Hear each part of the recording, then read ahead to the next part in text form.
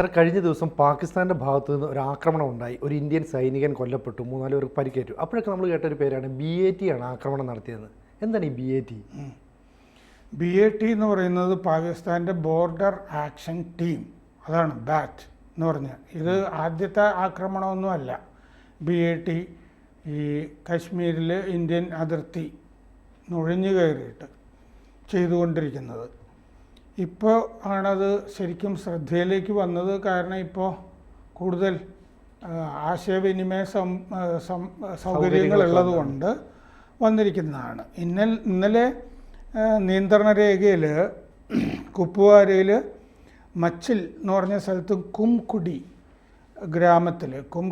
ഗ്രാമത്തിലാണ് ഈ നുഴഞ്ഞുകയറ്റം ഉണ്ടായത്. അത് നടന്നത് 2-3 പട്ടാളക്കാർ അതിർത്തി കടന്ന് മച്ചലിൽ ആർമി പോസ്റ്റ്, നമ്മുടെ ഇന്ത്യൻ പട്ടാളത്തിൻ്റെ പോസ്റ്റ് ആക്രമിക്കുകയാണ് ചെയ്തത്. അവർ ഈ ദുർബല മേഖലകൾ, അതായത് എന്താ പറയുക, ഈ പുവർ വിസിബിലിറ്റി, ശരിക്ക് കാണാൻ പറ്റാത്ത അല്ലേ, അതെ, ശരിക്ക് കാണാൻ പറ്റാത്ത അവസ്ഥ എന്താണെന്ന് വെച്ച് കഴിഞ്ഞാൽ, ഒന്ന് കാലാവസ്ഥ, ബുദ്ധിമുട്ടുള്ള കാലാവസ്ഥ, 2 ഈ ധാരാളം മരങ്ങൾ, ചെറിയ മരങ്ങളും, പിന്നെ മുമ്പ് നമ്മൾ ചർച്ച ചെയ്തിട്ടുള്ളതാണ് ഇത്, ഇവിടുത്തെ പത്രങ്ങളൊക്കെ ചർച്ച ചെയ്യുന്നതിന് മുമ്പ്, ധാരാളം പാറകൾ, അതിൽ ഗുഹ പോലെയുള്ള പോതുകളും ഒക്കെയുള്ള സ്ഥലമാണ്, ഒളിച്ചിരിക്കാനൊക്കെ എളുപ്പമാണ്.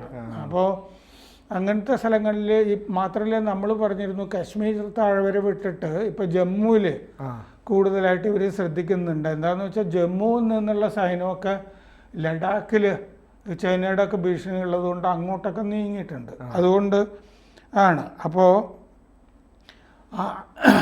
ഇതിൽ ഒരു ആൾ കൊല്ലപ്പെട്ടത് പാകിസ്ഥാൻ പട്ടാളക്കാരനാണെന്ന് തന്നെ കണ്ടെത്തി. അതാണിത് BAT ആണ് എന്നുള്ളതെന്നൊരു തെളിവായത്.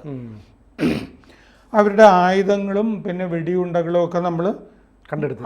ആധുനിക ആയുധങ്ങളാണ്, അതൊക്കെ പിടിച്ചിട്ടുണ്ട്. എന്നിട്ട് ഈ പരിക്ക് പറ്റിയ 2 പേർക്ക് നമ്മുടെ ഭാഗത്തുനിന്ന് പരിക്ക് പറ്റിയിട്ടുണ്ട്. അവരെ ശ്രീനഗറിലെ ബേസ് ഹോസ്പിറ്റൽ, നമ്മുടെ താവളം, പട്ടാള താവളത്തിൻ്റെ ആശുപത്രി ഉണ്ടല്ലോ, അവിടെ ആക്കിയിട്ടുണ്ട്. നമ്മുടെ ജവാൻ ഒരാൾ കൊല്ലപ്പെട്ടു, അവരുടെ ഒരു പട്ടാളക്കാരനും കൊല്ലപ്പെട്ടു. ഇത് ഈ BAT എന്താന്ന് പറഞ്ഞാൽ സ്പെഷ്യലൈസ്ഡ് യൂണിറ്റാണ്, പ്രത്യേക കമാൻഡോ ഫോഴ്സാണത്. അവർ ചെയ്തുകൊണ്ടിരിക്കുന്നത് ഈ അതിർത്തി കടന്നുള്ള ഓപ്പറേഷൻസാണ്, ക്രോസ് ബോർഡർ ഓപ്പറേഷൻസാണ് ചെയ്തുകൊണ്ടിരിക്കുന്നത്. ആ BATയിൽ സ്പെഷ്യൽ സർവീസസ് ഗ്രൂപ്പ്, പാകിസ്ഥാൻ പട്ടാളത്തിൻ്റെ SSG, അതായത് പട്ടാളക്കാർ 2-3 പേരുണ്ടാവും. അതിന് പുറമെ ഭീകരന്മാരുണ്ടാവും. അവരുമായിട്ട് ചേർന്നിട്ടുള്ള ഓപ്പറേഷനാണ്. ആ ഭീകരന്മാരെന്ന് പറഞ്ഞാൽ ലഷ്കർ-e-തയ്ബ, ഹിസ്ബുൾ മുജാഹിദ്ദീൻ, ജെയ്ഷെ മുഹമ്മദ്, ഇതിൽ നിന്നുള്ളവരെയാണ് എടുക്കുന്നത്. 3 കിലോമീറ്റർ ഇന്ത്യയുടെ അതിർത്തിക്കുള്ളിലേക്ക് കടന്നാണ് ഇവർ പോരാടുക. അതിൻ്റെ അപ്പുറത്തേക്ക് വരില്ല, അത് കുഴപ്പമാണല്ലോ. ഇവർക്ക് പരിശീലനങ്ങൾ കൊടുക്കുന്നുണ്ട് പാകിസ്ഥാൻ പട്ടാളവും പാകിസ്ഥാൻ്റെ വ്യോമസേനയും നേരിട്ട് പരിശീലനം കൊടുക്കും. അതിൽ 6-7 പാകിസ്ഥാൻ ഭടന്മാർ ഉണ്ടാകാം, ചിലപ്പോൾ കുറച്ച് ഭീകരന്മാരും ഉണ്ടാവും. ഈ നിയന്ത്രണ രേഖ എന്ന് പറയുന്നത് 778 കിലോമീറ്ററാണ്. ആ നിയന്ത്രണ രേഖയിൽ നേരത്തെ പറഞ്ഞ പോലെ ദുർബല മേഖലകളിൽ, അതായത് ഇന്ത്യക്ക് പെട്ടെന്ന് അവരെ നേരിടാൻ പറ്റാത്ത, ഇപ്പം മുമ്പ് കാർഗിൽ, ദ്രാസ് എന്നൊക്കെ പറഞ്ഞ സ്ഥലത്ത് വന്നതും നമുക്ക് ബുദ്ധിമുട്ടായിരുന്നു. അവർ നോക്കുമ്പോൾ താഴേക്കും നമുക്കാവുമ്പോൾ കയറ്റവുമായിട്ടുള്ള പ്രദേശമാണത്. അങ്ങനെ വന്നിരുന്നു. ഗറില്ല പരിശീലനം അവർക്ക് കിട്ടിയിട്ടുണ്ട്. ഈ ഇന്ത്യൻ സൈനികരെ, പൗരന്മാരെയൊക്കെ പേടിപ്പിക്കുക എന്നുള്ളത് അവരുടെ ഉദ്ദേശമാണ്. സാധാരണഗതിയിൽ ഇങ്ങനെ ചെയ്യുമ്പോൾ അവർ ഈ ആക്രമിക്കുന്നവരെ, പിടികൂടുന്നവരെയൊക്കെ തലഛേദിക്കുക, അംഗഭംഗം വരുത്തുക. ഇതൊന്നും യുദ്ധത്തിൽ നടക്കുന്ന കാര്യങ്ങളല്ല. പാകിസ്ഥാൻ പക്ഷേ യുദ്ധത്തിലുമൊക്കെ അങ്ങനെ ചെയ്തതായിട്ടാണ് ജനീവ കൺവെൻഷനെതിരെ ഇങ്ങനെയൊക്കെ പാകിസ്ഥാൻ പട്ടാളം ചെയ്യാറുണ്ട്, നേരത്തെയും ചെയ്തിട്ടുണ്ട്. 8 മാസം ഇവരെ പട്ടാളം പരിശീലിപ്പിക്കും. അത് കഴിഞ്ഞ് 4 ആഴ്ച വ്യോമസേന പരിശീലിപ്പിക്കും. ഈ നമ്മുടെ നിയന്ത്രണ രേഖയിലെ ഡിസ്റപ്ഷൻസ്, അതായത് കുഴപ്പങ്ങൾ, അട്ടിമറിയൊക്കെ സൃഷ്ടിച്ചു കൊണ്ടിരിക്കുക എന്നുള്ളതാണ് അവരുടെ ഉദ്ദേശം. അതിൻ്റെ ഭാഗമായിട്ടാണ് ഈ ശിരസ് ഛേദിക്കുന്നത്. ഒരു ഭീകരത സൃഷ്ടിക്കുക ആ ഭാഗത്ത്. അപ്പോൾ അവിടുത്തെ പൗരന്മാർ, ലോക്കൽ സപ്പോർട്ട് ഒന്നും ഇന്ത്യക്ക് കിട്ടാതിരിക്കാൻ വേണ്ടിയിട്ടാണ് ഇത് ചെയ്യുന്നത്. അതിർത്തിയാണല്ലോ. അപ്പോൾ ഇന്നലെ ഒരു മേജർ ഉൾപ്പെടെ 5 പേർക്ക് പരിക്ക് പറ്റിയിട്ടുണ്ട് അവരുടെ ഭാഗത്ത്. ജനുവരി 10-ാം തീയതി 2020 ജനുവരി 10-ാം തീയതി പൂഞ്ചിൽ ഒരു പോർട്ടറെ, ഈ സാധനങ്ങളൊക്കെ കൊണ്ടുപോകുന്ന ചുമട്ട് തൊഴിലാളിയെ പിടിച്ചിട്ട് ഇവർ അംഗമംഗം കൈകാൽ ഛേദിക്കുക എന്ന് പറഞ്ഞ് ഇന്ന പരിപാടി ചെയ്തിരുന്നു. പഴയ സംഭവമാണ് 2020. ഞാൻ കുറച്ച് പഴയ സംഭവങ്ങൾ പറയാം. BATയുടെ 2019 ഓഗസ്റ്റ് 1-ാം തീയതി കേരൻ എന്ന് പറഞ്ഞ സ്ഥലത്ത് ഇന്ത്യൻ പട്ടാളം ഈ BATയെ തുരത്തിയിരുന്നു. അന്ന് 5 മുതൽ 7 വരെ ഭീകരരെ ഇന്ത്യൻ പട്ടാളം കൊന്നു.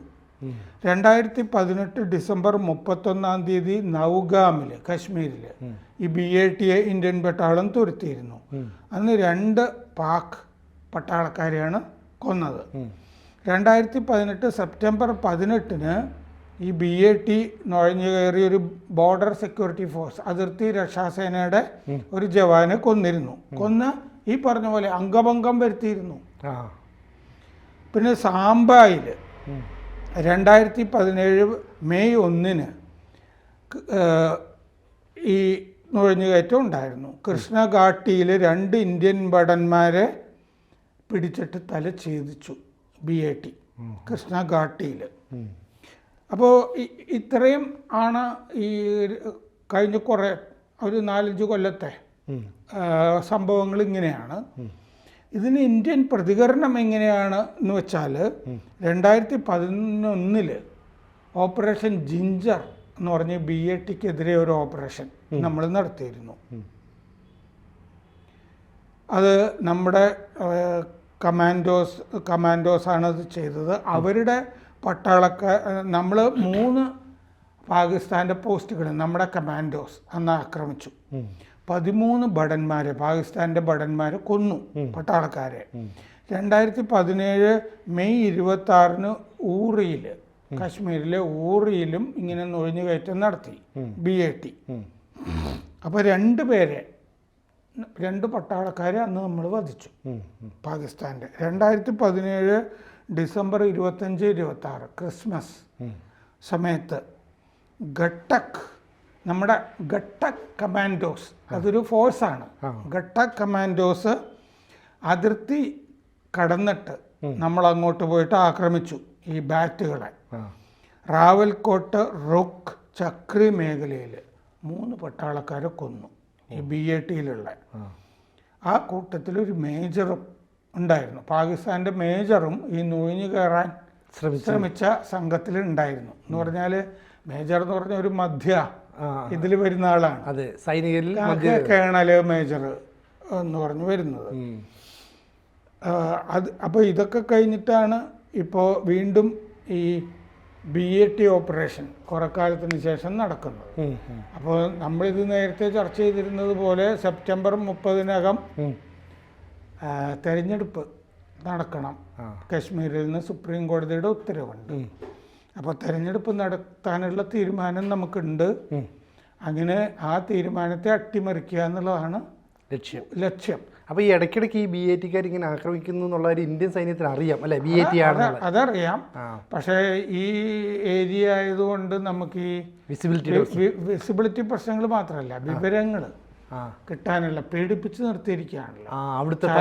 ഛേദിച്ചും അംഗഭംഗം വരുത്തിയൊക്കെ നാട്ടുകാരെയൊക്കെ പേടിപ്പിച്ച് നിർത്തിയിരിക്കുകയാണ്. അതായത് ഇന്ത്യൻ സൈന്യത്തെ വിവരം അറിയിക്കരുത് ഇവർ വന്നെന്നുള്ള അല്ലേ? അതെ. അപ്പോൾ ആ ഭാഗത്ത് നമ്മൾ പിന്നെ ജമ്മുവിൽ നിന്നൊക്കെ മാറി നിൽക്കുകയാണല്ലോ കുറെ. അതെ അതെ. അപ്പോൾ ഈ ഇപ്പോൾ ആ നിയന്ത്രണ രേഖയിലാണ് ഈ BAT കോൺസെൻട്രേറ്റ് ചെയ്തിരിക്കുന്നത്, ദുർബല മേഖലകൾ. നിയന്ത്രണ രേഖകൾ എന്ന് പറയുമ്പോൾ അതിർത്തിയോടടുത്താണല്ലോ. അപ്പോൾ ഇങ്ങോട്ട് ഒരു 3 കിലോമീറ്റർ നുഴഞ്ഞു കയറി പേടിപ്പിച്ചിട്ട് തിരിച്ചു പോകാൻ പറ്റും. അതാണ് ഉദ്ദേശം അല്ലേ?